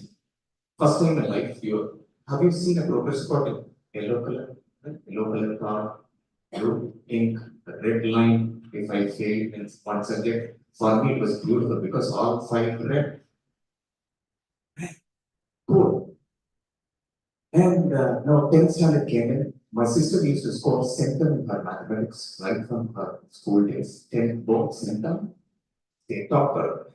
From Centum, State Topper, BSc Mathematics, University Gold Medal, MSc Mathematics, University Gold Medal, M.Ed and full MBA, and so on. So many degrees she did. One fine day, her aim is minimum 90 in all subjects. Minimum 100 in mathematics. Right? She will aim for 105, 200, I don't know. One fine day, she scored 89 marks. The way she created, oh God, 3:45 after school, I went home. I got her, I saw my sister crying, screaming, and so on. Now I felt somebody passed away at home. The way, that's the problem with first bench students, right? Typical first bench students. After a few months or so, 10th standard, before board exam, half yearly, December, exam got over, January, slight rain, we had January first week, I don't remember the date, but first week of Jan during my 10th, half yearly. First time in life, my progress report without that beautiful red line. I didn't score 80, but I scored 35, 40, 45, 42. That's it. I don't know whether you will believe this is what happened. Night dinner, 8 o'clock menu, my mom celebrated like anything, mutton, biryani, chicken 65 and pulao, whatever you call it, it's mutton balls, right? And that's the happiness. Now when she screamed for that 89 marks, for that failure, right? My mom laughed and asked, no, what's the big deal? You're not going to lose becoming a collector or an IAS officer and so on. What? 12 came in, 12 failed. 12 I failed not because of my capability, because of the foolishness, along with my friends. No, I was there just standing aside to question the faculty teaching, PT faculty, sports faculty. Just I was standing along with my classmates. That's it. Nothing else. I didn't do anything. I didn't no. Nothing. I was just standing in one class. Power of network, again, yeah. And the faculty said, how come you are there, part of the gang? You know, they failed me 12th board exam. See the influence. Not with big scores, but that guy, that faculty, 70 is the minimum percentage. He said, I will fail you with 1 mark, and I scored 69. No. During that time, I can't repeat my 12th soon after my 12th board exam. I have to wait for an year to complete that. I can do it in September, but I can't join a college. 1 year, my dear friends, it was hell at home. From morning 7 o'clock, typewriting class, typewriting, right? I went to computer science, computer software. Finally, I went to a music class, 7 classes per day. That was my schedule for 1 year. Year end, day end, I conclude with hardware, computer hardware. So I know everything. That was another failure I had. College, 3 years, 2 years master's program. I joined the company. In between, I failed. But one lesson I have learned, I conclude here. One lesson I have learned. The more you fail, the more you bounce back. I'll challenge you, my friends. In my batch with 40 students in my master's program, 1 dropped out. I was the 38th student who got placed after 3 months. The best dream I had when I completed my master's degree, because having been a last year student, master's degree is something like a wow. My dad knows who Charles is. From 0, I scored distinction because of that thing. Right? And what are the 3 dreams I had? One dream, through this failure, somehow my inspiration, like after my parents, after my faculty, Dr. Sujata ma'am, and few other faculty who inspired me. First dream I had to meet Dr. APJ Abdul Kalam sir. Dream big, my dear friends. This is a classic example. I'm not exaggerating anything. This is what I have experienced. First dream, not to become a HR officer, HR leader. First dream in life to meet Dr. APJ Abdul Kalam sir. Such an inspiration. 175th convocation batch I was part of. 2006. I saw the chief guest name, Dr. APJ Abdul Kalam sir. I was like, wow. My first dream got fulfilled. The second dream, And the third dream, which was connected within 15 years of my experience, I should have a visiting card of manager designation. Simple. And this gets salary. Within 35 years to 40 years of my experience, the last dream I had to become the top HR leader in my organization where I work. Any organization, any agency. And this is the salary which I should reach in 40th year, 35th or 40th year. Anybody will have that aspiration. You calculate 1 lakh this year, 10 years, whatever else. Whatever I aim to reach in 40 lakhs. I'm not here to exaggerate, but see that power of failure and the power of dream I have reached in my 8th year of my professional journey. Today, whatever I'm enjoying for the last 12 years is a bonus. That's the reason, even now, money is something not the priority on my top 3 list. Right? So, more you fail, aligned with my organization, the beauty of Zoho and many other organizations, which I was hearing, listening from IIM Group and from Visteon and from other organizations as well. We look for talents who are failing. We call that as we have an initiative for women. We call that initiative called Marubadi. Marubadi in Tamil, in English, again. The more you fail, the more you become strong. You build the world's top product. And that's the reason that we were able to. We have IIT dropouts in our country. We have IIM dropouts because of whatever financial reason, right? Whatever reason. But still they are successful. I'll leave with this 1 or 2 inspiring stories. I think this is very important for us to stay humble, stay rooted, at the same time, see what and where we are preparing for. We have a building in Chennai called Pocket Building. There was a guy from Andhra. I don't want to mention his name. I think he won't mind as well. He was working with us as a restroom cleaner. With that liquid, Arctic liquid, with that brush, he cleans the restroom 12 floors along with his peers. One fine day, one of the delivery managers having a conversation in the restaurant with him in English. Surprisingly, a guy, a school dropout, spoke very decent English, with good grammar, with fluency. One of our directors walked into the same restroom and he found how come. Next day, both had coffee, cutting the story short. Today, he's not cleaning the toilet, he is working next to me, next to my CEO as the senior software engineer. Can you believe? The same building. A guy from Bihar came to Chennai for a survey to help his parents who were sick. This happened just 7-8 years back. This came in all the media channels. Failed, but he couldn't help his parents. He came to Chennai, got 1,000 rupees, 800 for train, 200 he had. He stayed in platform for 3 months. He worked as a security guard in one of our IT corridor called Mahindra World City in Chennai.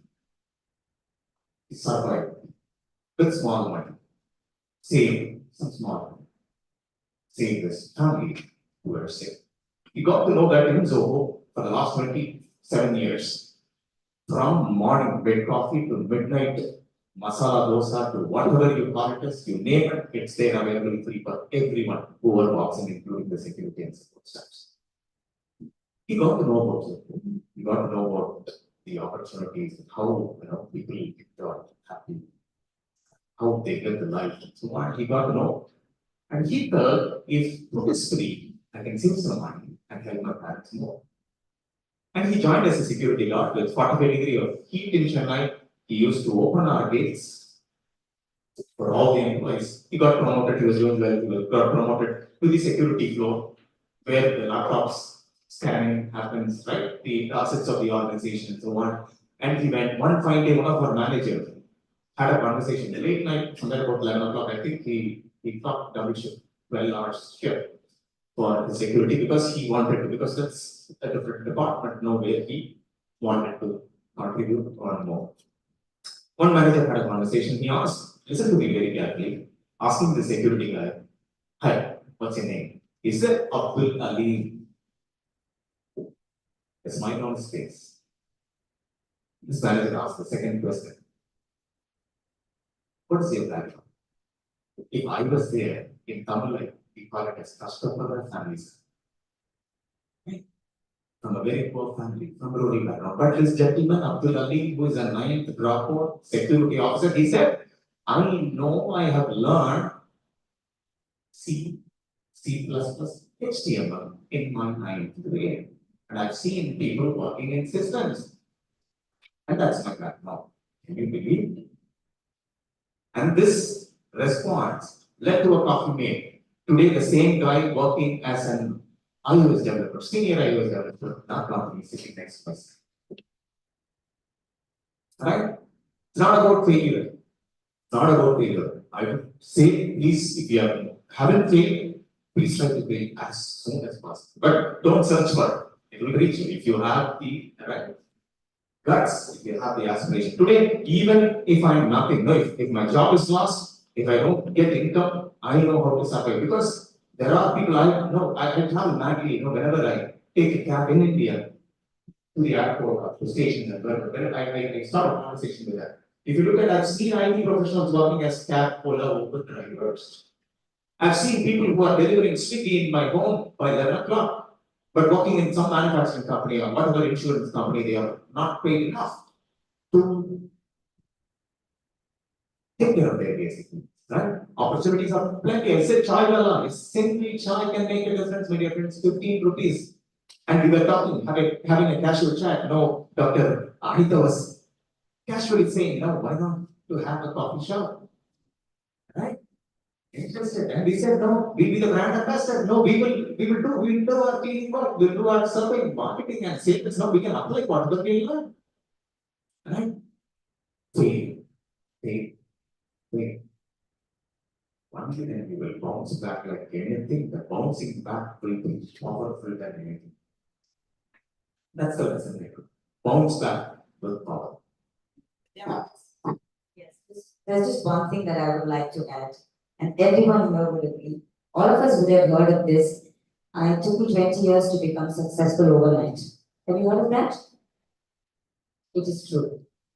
So do not think about all of us sitting here in a blazer and telling you about our experiences. Trust me, we've seen really dark days in our life.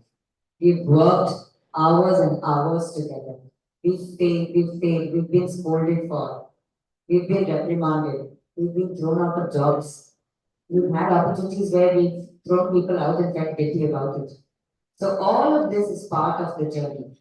But success will not come to you without one single word. And all of you all, fortunately or unfortunately, belong to the skip act generation. Everyone uses YouTube?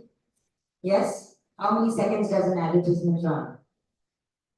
6, 10, 15, 30. Do we have the patience to wait? So we belong to the skip ad generation. Imagine if you have to wait 20 years to just see the S of success, the kind of patience that you would need. So develop that patience. Your life cannot be a YouTube channel.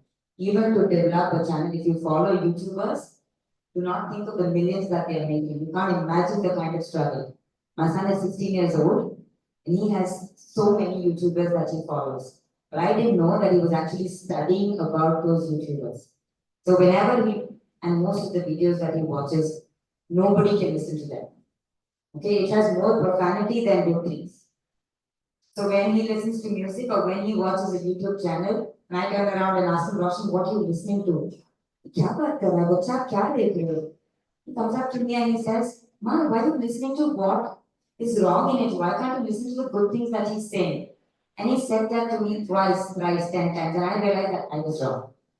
So then I went back and started listening to the kind of music that he's listening. Of course, I can't listen to it the way he does. He puts it on, he has a Bose speaker of his own, he puts it on full volume the moment he enters home, and I tell him, please take it to your room, because in the living room, this language is not permitted. But after listening to those songs, I do realize it has really nice messaging. It's just that my ear is tuned to listening to the bad words, and his ear is tuned to listening to the right things. So success is like that. You can choose what is your own success. But the patience and path to it, for all of us, it's the same. We've all had struggles. Nothing comes to you easy. Nothing. Trust me, nothing will come to you easy. Neither time, nor effort, nor opportunity, nor money, nor respect. You have to earn every single bit of it. And it will be your own individual battle. Cut, copy, paste never works. Even on a laptop, it fails many times.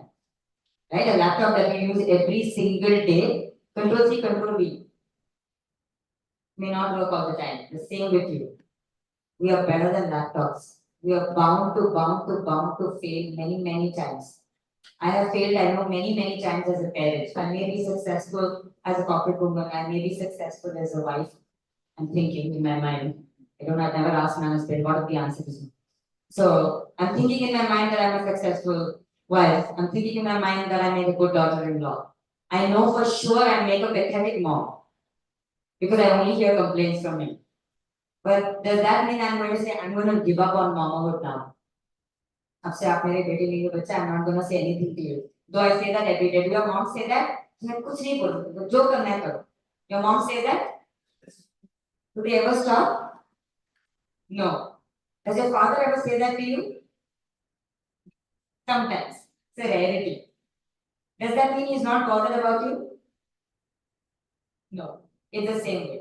Your job, your life, your career, your corporate world or journey, or your success to becoming an entrepreneur is like that.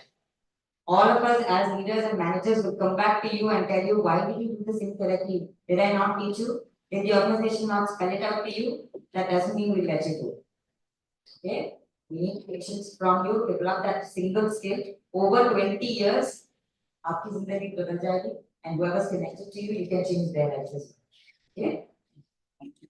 I'll open it to the audience now. Let us have some questions from the students as well. Any questions you might want to ask the panelists, you are welcome. I'm sure somebody's going to ask when's your flight and when you're going to go.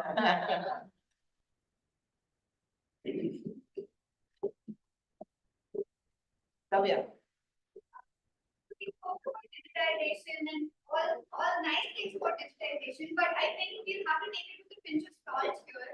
So, could you please tell us on what we have to keep in mind, the other side of digitization? Do we, see any, small dangers that we have to always keep in mind that accompany digitization when we want to become the future leaders?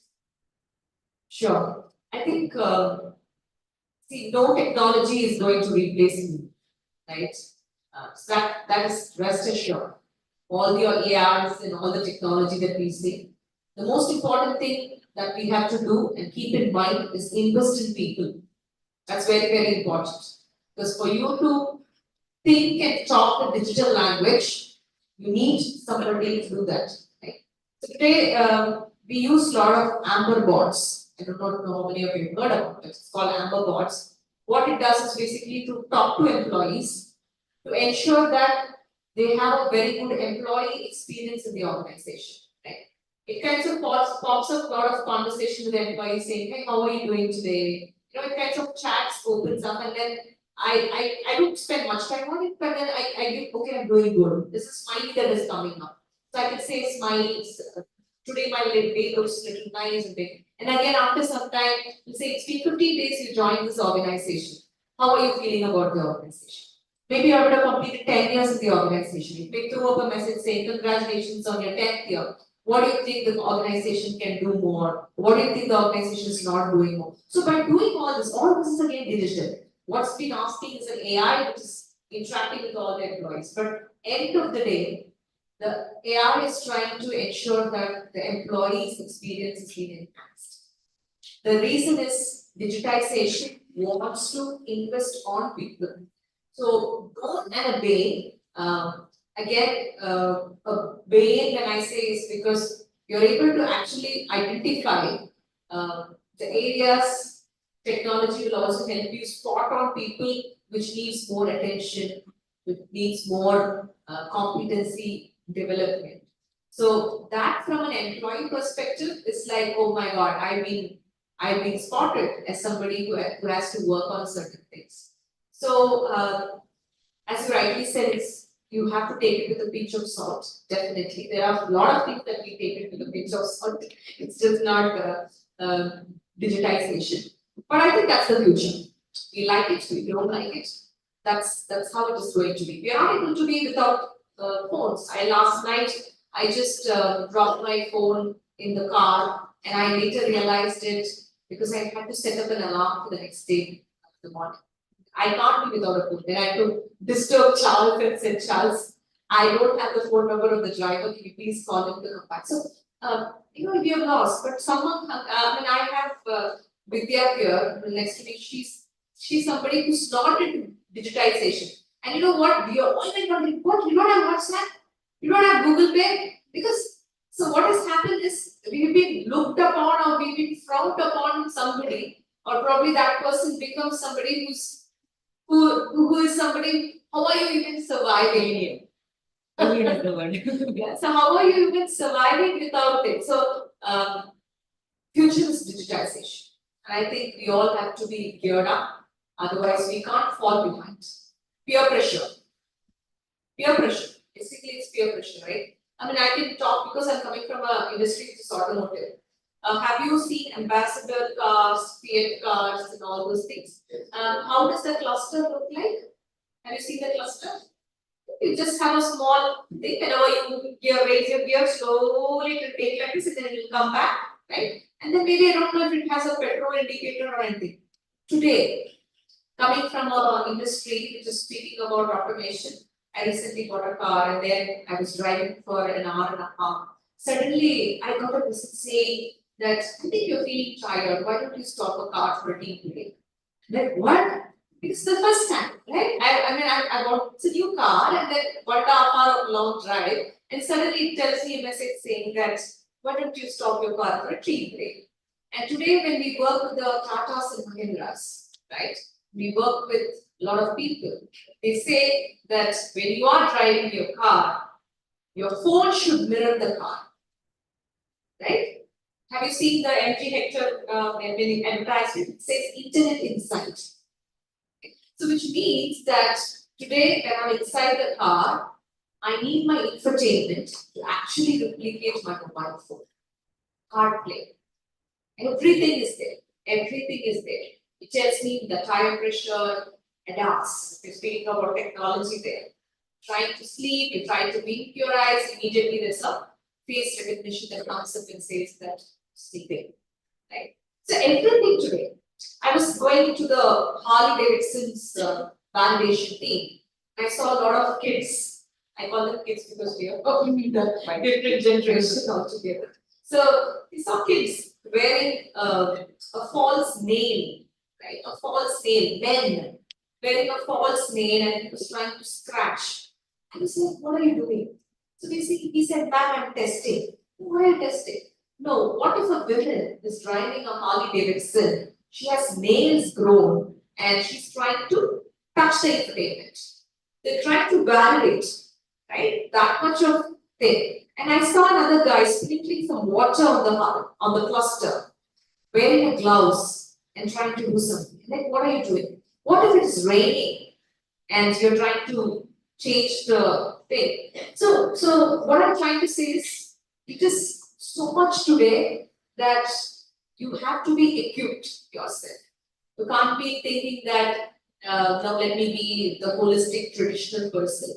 You can be to an extent, but so-called competition, so-called peer pressure will come into existence where you need to buckle up, start functioning. Anybody wants to add? Yeah, I just wanted to add, thank you so much for asking the question in the first place, because the world is getting into digitalization mode. Let me go ahead and let me see whatever problem comes up in the future. We look at it, but we're trying to understand proactively how can you ensure that it doesn't take over the human intellect or the human advantage as such. See, the digitalization should be your support system. It should not be a master. The moment it becomes your master, and even whatever he was talking about sometime back, all the reports coming through ChatGPT. Okay, don't think using ChatGPT as the first option, as the first hand option. First, allow your brain to think. Okay, create certain points based on your thinking and feed that into ChatGPT and get the structure from ChatGPT. If you think ChatGPT is going to be your brain, and suddenly one fine day ChatGPT would be replaced with something else or it may not be there, okay, then you will be out of your brain. So don't get into that. That's one important aspect where a decision making should always be in the hands of human beings and it cannot be given to AI or any digital platforms. Okay, it can only give you enough data and insights and everything that is required for you to take a supportive decision. And the other aspect of it, which is very, very scary about digitization, is whatever you're posting on your social platforms, okay, you're assuming that, hey, if I post a beautiful picture of mine, I get many likes. Okay. Yeah, nice. I mean, at this stage, you want that bit of fun and that bit of attention also. There's nothing wrong about it. But there are certain eyes that are looking at you for a different reason. Okay, how are they using that information? There were cases of children kidnapped based on the traces of parents, okay, posting everything about the kids, every detail of the kid, okay, tracing to the last detail, and those kind of issues have also happened. Okay, so whatever we do, ensure that the the data protection, data privacy, and the controls are in place, and we don't go overboard. And risking your life is not what technology is for. Technology has to enhance your life. It should reduce time. It should improve the quality of life that you have. And it's not for you to just sit with your phone all the time. If you're having some digital health in your hand, that means you get more time with your family. Those people matter the most to you. And your digital gadget is going to be in your hand all the time. Today it is the Apple 15, tomorrow it could be Apple 20. That's not going to change. But the mom that I'm missing today, I mean, I'm not attending to, will that person be alive for a very long time? Okay, is this person going to be with me forever? So those are aspects I think the human intelligence should take and proceed there. Otherwise, we are going to lose the game too quickly. That's one thing that I. You have one. I would say the other side of digitalization is choose nature. Okay, even if you want to see a movie, don't always go to Netflix, go to the theater. Spend time more with your family because today's weekends are almost crazy like the weekdays what we hold. And everything is going to be more advanced in the future.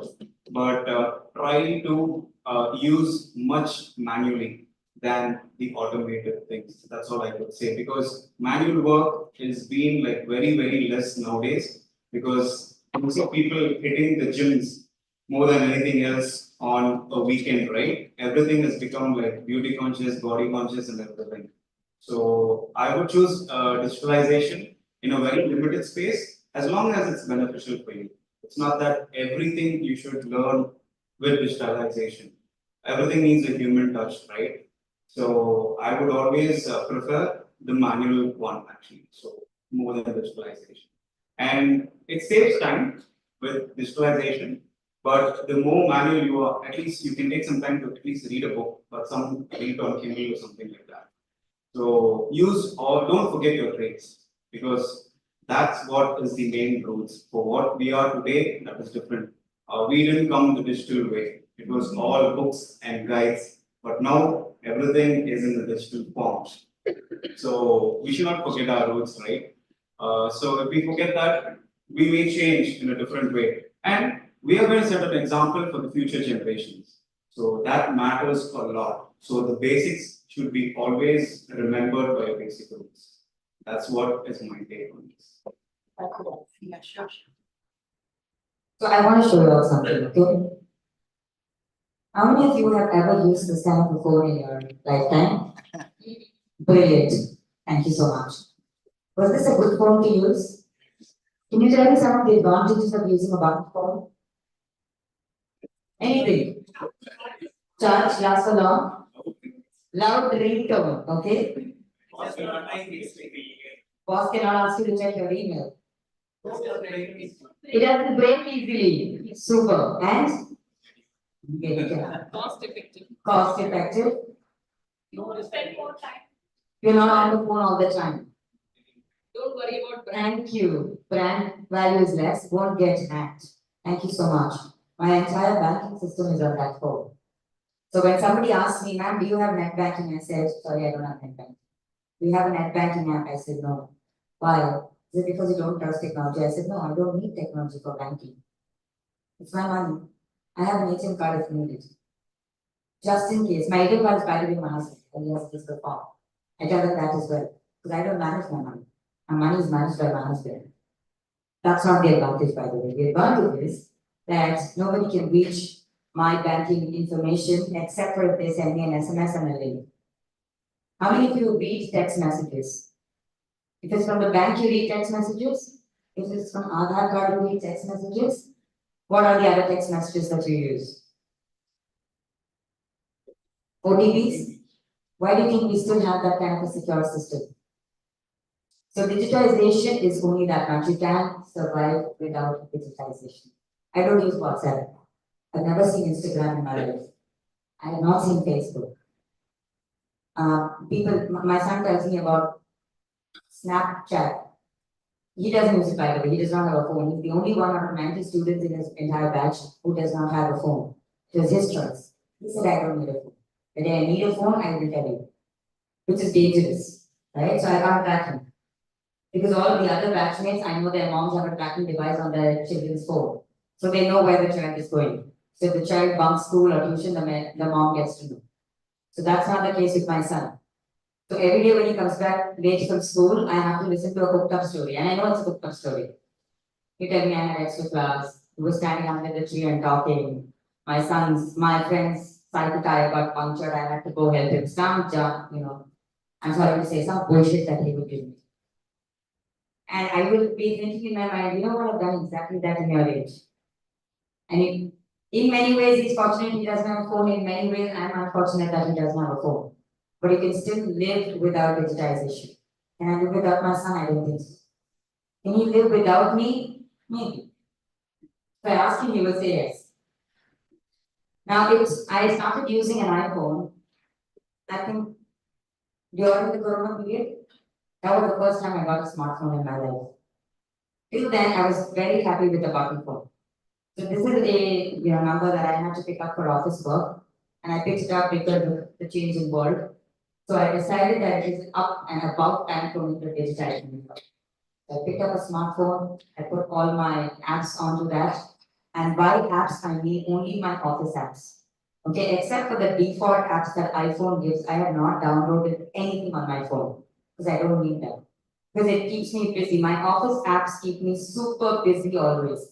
Over and above that, if I'm going to have digitization, my life will become all digital and no human. Fortunately or unfortunately, we were talking last night amongst us. I live in a joint family. Okay, and it's about 37, 38 people of us, all of us living together. Trust me, it is super cool to have non-digital hours with family. How many of you here live with joint families, live in joint families, or have experienced joint families? Fortunate. Okay? The word privacy does not exist in a joint family. And it's really nice. It can be very taxing to have people watch what you're doing, what you're wearing, where you're going, who you're talking to, who are text messaging. I have people in my family, I'll be sitting and typing out an email and somebody come and look at it like that. I have senior citizens who put on their glasses and they're trying to read. Totally okay, doesn't matter. Because what they have seen in the non-digital world, I haven't. Thanks to all of the extra feed, I think every time somebody wants to eat it, they say, इसमें ज़्यादा calories नहीं है. I read it WhatsApp forward, I तो उसमें लिखा हुआ. ठीक है, बड़ा इसको छोड़ दो. इसमें ज़्यादा मीठा नहीं है. इसमें प्रोटीन ज़्यादा है, ये खा लो, मैंने पढ़ा हुआ है. अब ये खा लो, ये फैट फ्री है. I read an article on it. अरे सब पढ़ते ही रह जाओगे. So try and keep digitization off you as much as possible. I'm going against what the panel said, but try and keep digitization off you as much as possible. Your human aspect will sell the most. Today, if I moved from being, I have worked for some time, I think some of my families know, I have worked as a radio jockey. I have worked as a video journalist, I have worked as a news hostess, and I'm an IT. There is no connection. And these were in eras or times when there was no digitization. And I picked up these jobs surely because of what I was or what I had in me. Even today in my organization, if somebody talks 100% technical, I have the audacity to go up to them and tell them, I'm so sorry, I don't understand half your language. Talk to me in the user language. That's what I'm going to sell to the client. All of us go to doctors. When doctors explain, you go and ask them, what's the problem with my mother? If you see the arrow type, the blood is not flowing actually from the brain. Is after 30 seconds, I'm saying, I'm so sorry, doctor. I understood only one term in what you were trying to say. Then they will start talking to you in the user language. If the doctor talks to you in the doctor's language, you will not know what is happening to the person that you're responding. The same way, if you're going to be only speaking the digital language, from tomorrow onwards, you will only have a digital personality. And your digital personality can be super fancy. When people meet you in person, we were talking about some examples yesterday, they will disappoint you. Keep your digital personality as genuine as you are. Sell yourself first. The digital personality, somebody else will market for you. Okay? So for each of you, my message is the same. The uniqueness in you is what will sell for the next 20, 30, 40 years. And I don't know if you're aware, WhatsApp, the biggest market in the world is India. Do you know that? So when you travel globally, I travel quite a bit to many countries. And I have seen that people are surprised when I ask them, so do you use WhatsApp? And they say, WhatsApp. Oh, why do I use WhatsApp? So how do you reach another person? Text message the person. So when these people travel to India and somebody tells them, WhatsApp means your passport. Like, excuse me, you're asking me for my passport over something which is not secure. I'm not going to do that. So for us, WhatsApp is everything. I can substitute my family, I can't live without WhatsApp. I've heard this from the younger generation kids in my family. They can say anything, what do you want to eat? Ask क्या बनना है बेटा घर पे? मामा मैं WhatsApp करूँगा. I go to college and I'll let you know. Hey, भिंडी चाहिए, आलू चाहिए, बता के जाओ ना. Why do you have to go to college and let me know? I don't think I could have said that to my mom. First of all, my mom would never ask. She would cook and I had to eat. Today we ask, so that's the problem. So if you are thinking that WhatsApp is a communication tool that the world uses, you are incorrect.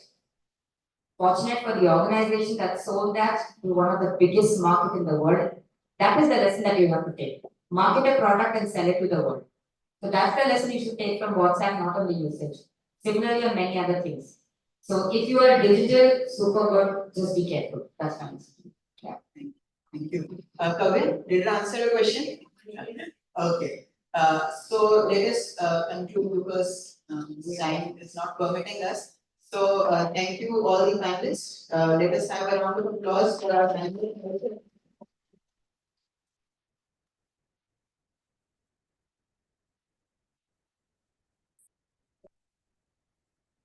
The message that came about was, having that human touch also. That is why I was trying to emphasize that quality is about pairing well, pairing hard, learning more. So in this world of digitization, we have to also be aware of these things. So Kavya will have a concluding message. We extend thank you very much to all the panelists for sharing your insights. So let's take I'll just explain the key takeaways I had from the session. So we started the session with discussions on digitization, bringing concepts around ideathons, customized sessions, and how in the age of digitization one needs to remember change is the only constant. Vidya ma'am, I totally agree. Matram undradan mara. And around how the need today is role customization, as Charles sir elaborated. And then we went on to discuss around the skills that we needed, and we got insights from Anitha ma'am, David sir, and Ashwini ma'am on how balancing technical, behavioral, and accomplishment is very important, and how each complement each other while being still grounded at the same time. Vidya ma'am and Charles shared their thoughts around how one's uniqueness and passion is what that drives you throughout your life and beyond the corporate world.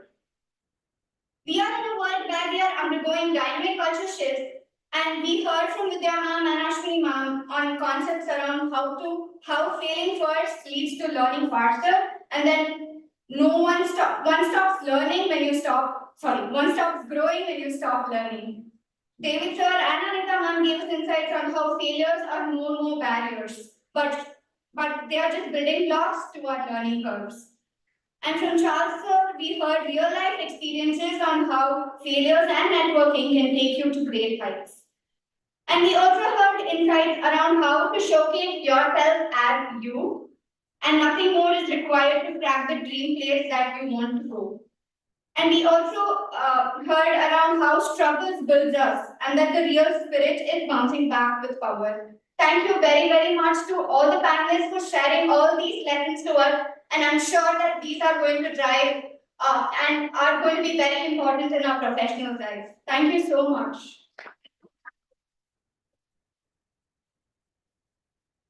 Now we will go around to felicitate our guests, and I would like to request our Dean sir to felicitate Ashwini ma'am first.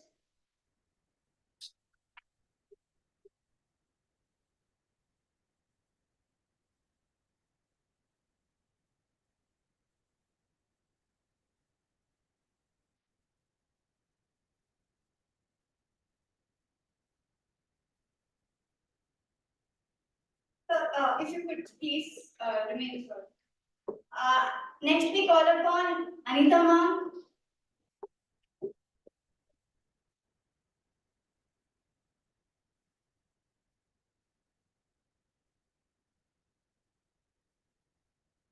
David sir, if you could please.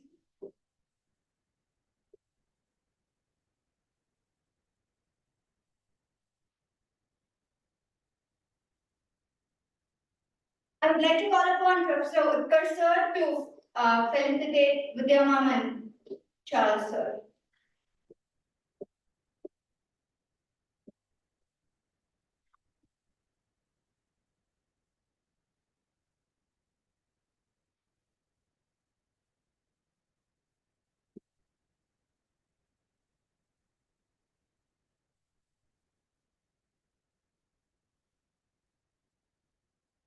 I'd like to extend a thank you on behalf of the entire team, sir, to Professor Shubham Sharma, sir, for having moderating the event so wonderfully. Thank you so much, sir, for accepting and moderating the event. I'd like sir to felicitate Shubham sir as well.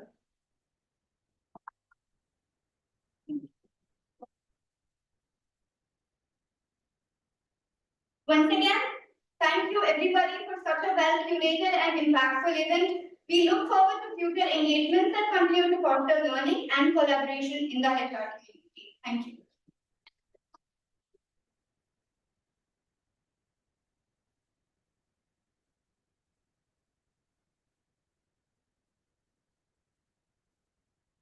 And everyone. yeah, students can also interact with the panelists after. Can we get a selfie with your photo?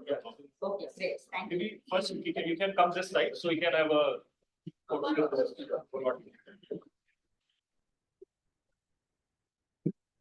For that, I'd like Charles to give this to Ashwin. Oh, yeah. I will take a photo.